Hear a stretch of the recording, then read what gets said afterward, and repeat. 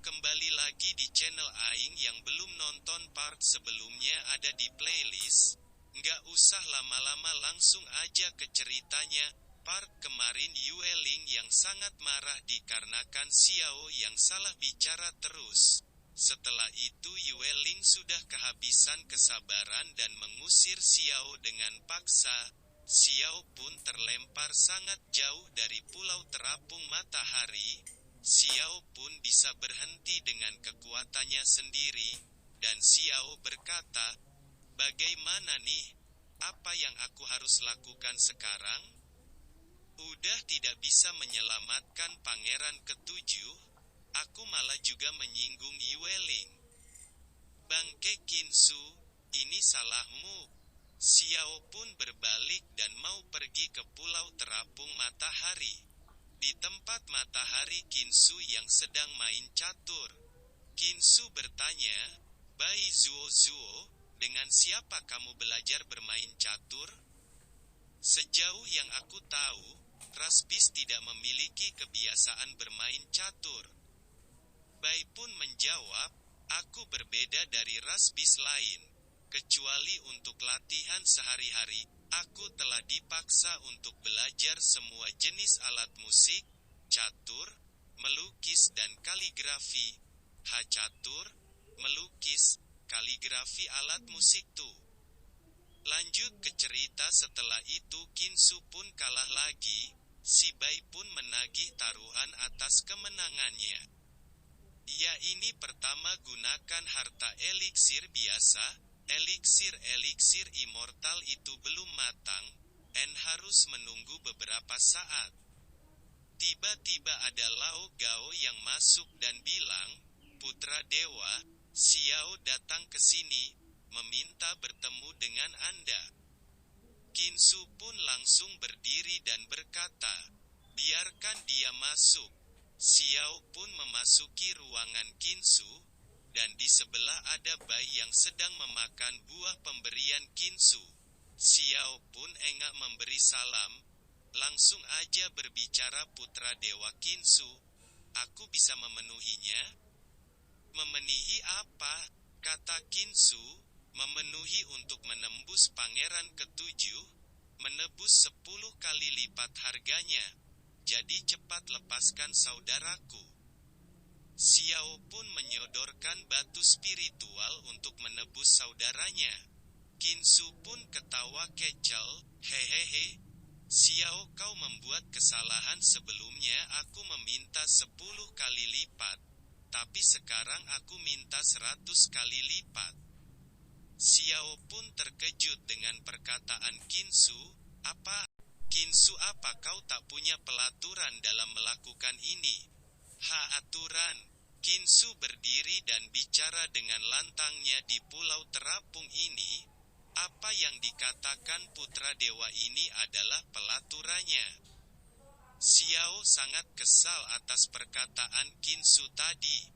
Bai tiba-tiba berkata, "Ini tidak enak," dan melempar buah dengan sangat gampangnya. Xiao ternotis dengan perbuatan Bai.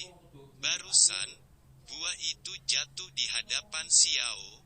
Xiao sangat terkejut bahwa itu buah eliksir Zuhuang yang sangat berharga, yang bermanfaat untuk membuka Golden Fate. Bai memakan buah yang lain, dan lagi-lagi dibuang karena tidak enak. Dan jatuh lagi di hadapan Xiao, buah eliksir Huanglong Secret Ruit. Buah yang bisa menjadi jiwa naga. Bai pun melempar terus dan terus. Ada banyak jenis yang dibuang Bai. Ada eliksir Wang Chen Hua, eliksir Sen Fruit, eliksir Demon Grass Del. Ini semua adalah eliksir harta karun, masing langka di dunia, dibuang begitu saja ke tanah seperti sampah. Xiao sampai terkena metal Dan ada eliksir Spirit Ice yang Xiao cari, dan Xiao pun meminta eliksir Spirit Ice ke Qinsu. "Ya boleh aja, tapi kau harus berlutut dan memohon padaku." "Qinsu, jangan bercanda, Ya kalau nggak mau ya udah kan? Aku belum pernah diperlakukan seperti ini sebelumnya. Itu karena belum pernah bertemu denganku. Kinsu pun mengeluarkan tekanan ke Xiao. Xiao pun enggak kuat menahan, dia pun berlutut di hadapan Kinsu. Hain adalah paksaan Daoyun. Basis kultivasimu lebih rendah dariku, bagaimana kau bisa menggunakan Daoyun? Di pulau ini semuanya terserah aku. Daoyun masih sangat misterius bagimu.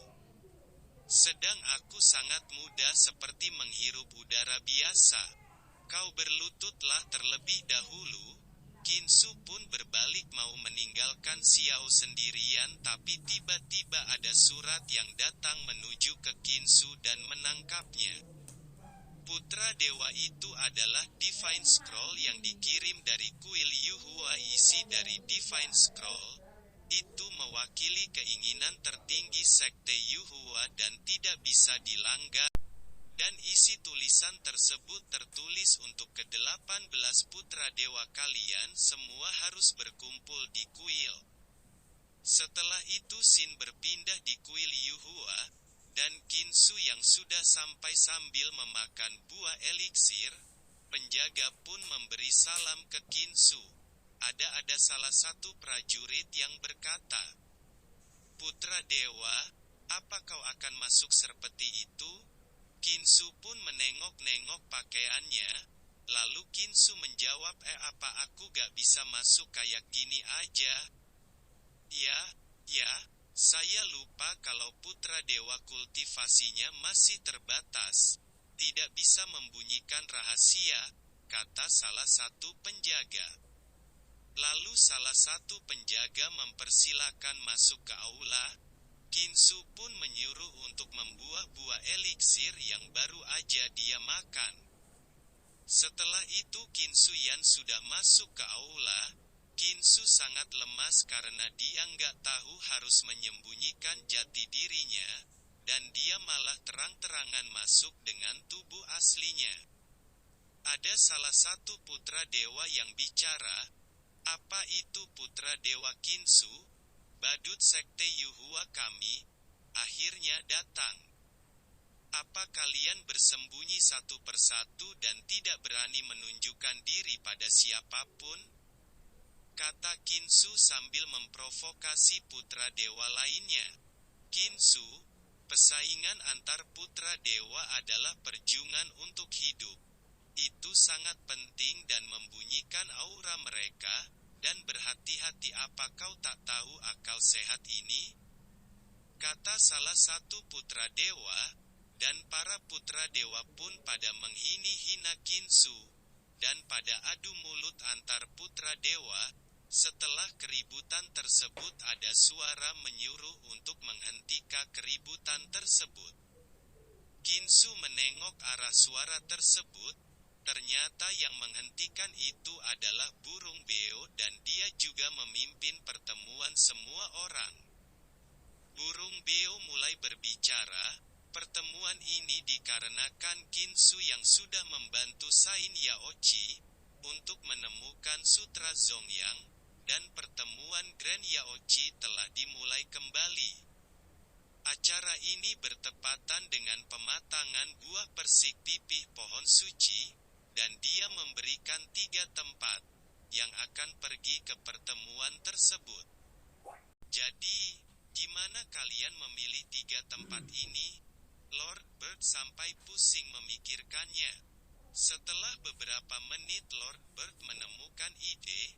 Ini tidak adil jika membandingkan dengan kultivasi saja, lagi pula waktu kultivasi dan bakat setiap putra dewa berbeda, dan ranahnya pun berbeda.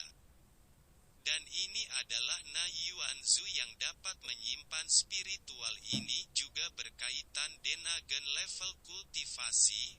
Itu banyak berkaitan dengan bakat peluang seseorang. Ini adalah metode yang adil untuk mencerminkan kekuatan komprehensif seseorang kultivator.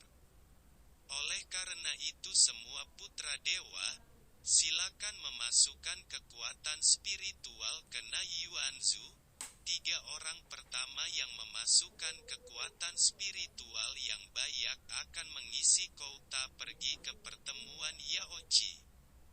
Satu persatu putra dewa menyalurkan kekuatan spiritualnya mereka masing-masing.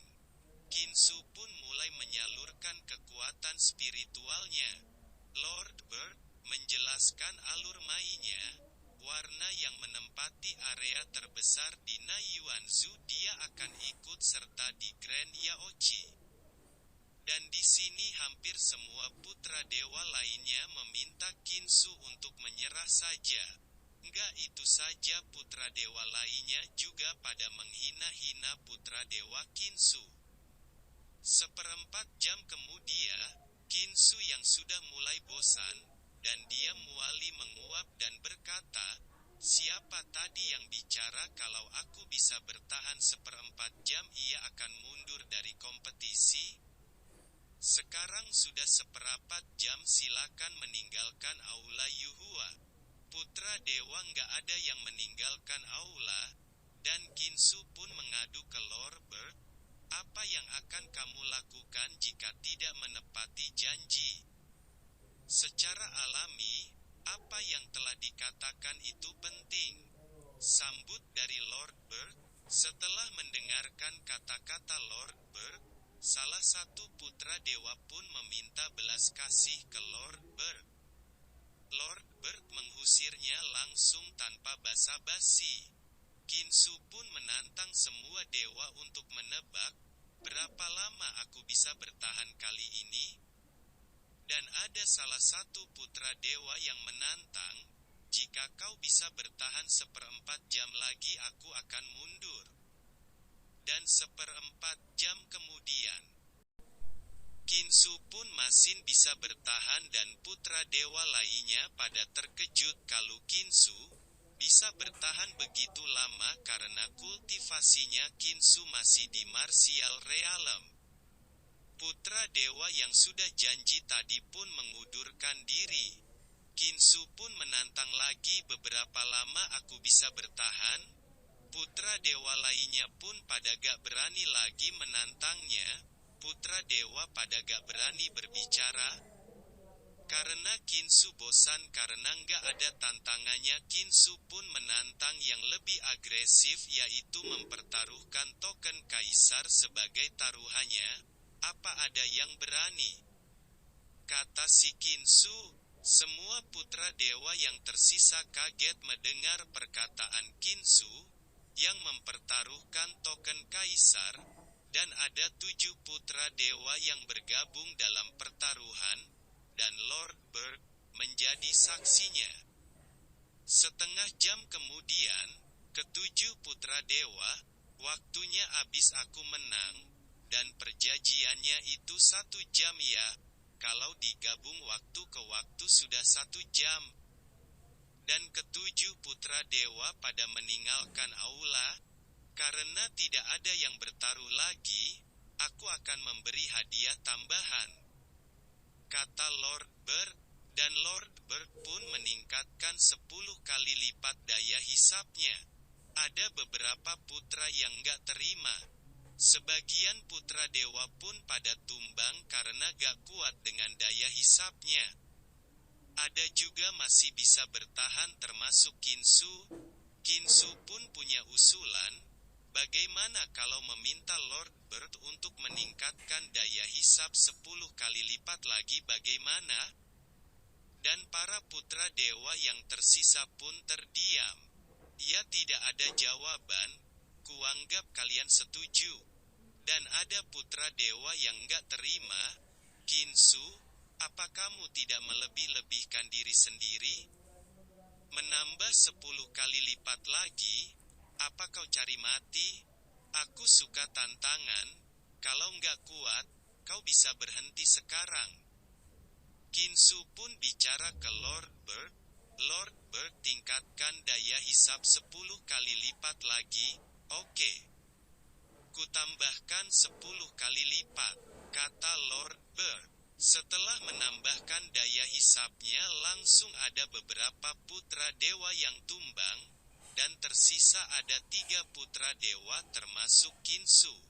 Karena sudah ada 3 putra dewa, Kinsu pun lolos. Dan si Lord Bird mau melihat sampai akhir dan dihadiahi Na Yuanzu, yang di posisi pertama. Sedikit diceritakan Na Yuanzu itu adalah milik Kaisar Agung, yang memiliki asal-usul yang sangat luar biasa.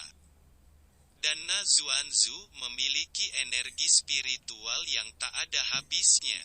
Kinsu pun langsung all in, mengeluarkan perpetual motion dan Tian, dan meningkatkan lagi dan lagi.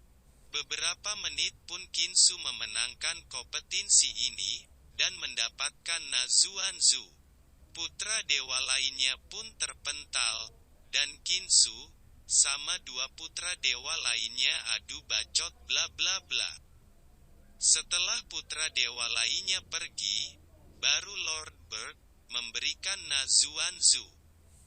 "Wow, barang bagus," kata si Kinsu. Setelah itu pun Kinsu sudah ada di luar, dan mau mencoba Na Zuanzu yang dikatakan spiritualnya gak ada habis-habisnya. Bola kecil itu mengeluarkan cahaya dan mengroh ke tembok dan boom sampai-sampai temboknya berlubang. Kinsu pun sangat terkejut kalau benda itu bisa digunakan seperti itu, melepaskan kekuatan dalam sekejap, langsung membombardir target di depan. Scene berpindah di pulau terapung matahari. Kinsu yang sudah masuk di sana kelihatan Xiao yang masih berlutut, ada juga Bai yang selalu makan dan makan terus, dan ada juga Lao Gao, langsung bertanya, "Putra Dewa, kali ini 18 putra dewa berkumpul, jadi mengapa mereka tidak memalukanmu?" "Tidak ada yang spesial, cuma ada 3 tempat dan mereka melakukan ujian dan memilih 3 putra dewa yang akan pergi ke Grand Yaochi," jawab si Kinsu. "Bagaimana hasilnya? Apa kamu terpilih?" "Ya, tentu saja, putra dewa lainnya nggak ada apa-apanya, kali ini aku yang dapat nomor pertama. Ke-17 putra dewa lainnya tidak layak menjadi lawanku." Lord Bird juga secara khusus mengeluarkan barang Kaisar Agung, "Dia menghadiahiku Na Zuanzu," kata Kinsu dengan sombongnya. Bai pun sangat terkejut, dan dia minta untuk mempertunjukkan Na Zuanzu itu. Dan tiba-tiba ada yang datang, ternyata adalah putra dewa ke-14 Zuwaiba. Kinsu langsung menatap tajam ke arah Zuwaiba yang baru datang itu. Zuwaiba berkata, "Hahaha, Kinsu tidak perlu gugup, aku cuma mau mengucapkan selamat atas kemenanganmu di tempat yang pertama dan juga mendapatkan Na Zuanzu. Aku selalu tahu kalau kau suka bermain wanita. Kau tahu caranya bermain sampai membiarkan putri yang bermartabat berlutut di tanah. Kamu benar-benar tidak tahu bagaimana mengasihani Tuan Putri." Xiao pun langsung membuang muka dari Zuwaiba. "Zuwaiba, ada urusan apa? Tujuanku datang ke sini untuk mengingatkanmu. Lao Gou, beberapa hari yang lalu, Xiao sudah memberi kita kompensasi uang yang berutang pada Zuwaiba, ubah menjadi batu roh, dah berikan padanya." Lao Gou pun langsung merogohkan kantongnya dan memberikan ke Zuwaiba. "Putra dewa Zuwaiba, Bai Zuo meminjam total 50 batu roh darimu. Menurut tingkat bunga tahunan 20%, maka ada total 60 koin." "Silakan." "Tidak cukup," kata Zuwaiba. "Kau salah, bunga 20% tidak salah, tetapi bukan bunga tahunan." "Bukan bunga tahunan, bahkan jika bunga bulanan itu sudah cukup," sambut si Lao Gou. "Bunga bulan, Apa kau meremehkan cara berbisnisku? Apa itu bunga harian? Bukannya itu terlalu tinggi. Bukan aku mematok bunga per jam? Lao Go pun sangat terkejut. Apa? Sepertinya kamu belum pernah dipukuli? Kata Kinsu. Apa maksudmu? Dan di belakang sana Bai sudah gak sabaran, dan Bai pun menyerang dengan kayu seperti pangeran ketujuh sebelumnya. Dan ternyata pukulan Bai tidak mempan terhadap Zuwaiba. Bai pun bertanya-tanya, bagaimana kepalamu begitu keras? Dan Zuwaiba sangat kesal karena berani menyerang putra dewa. Kinsu pun bertepuk tangan, dan menyuruh untuk mundur.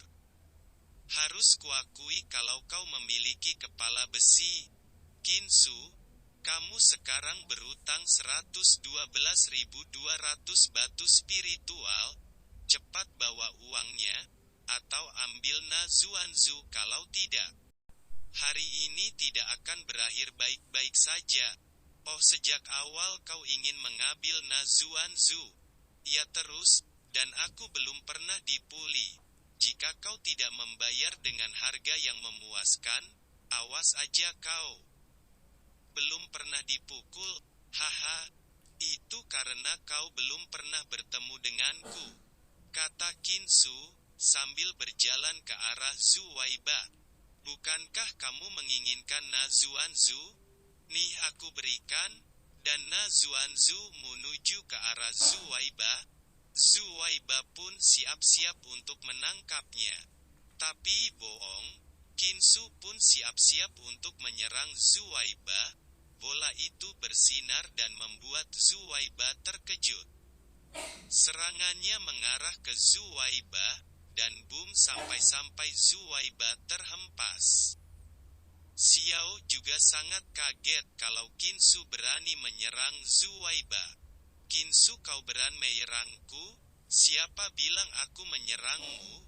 Aku hanya memukulmu dengan tegas. Kamu.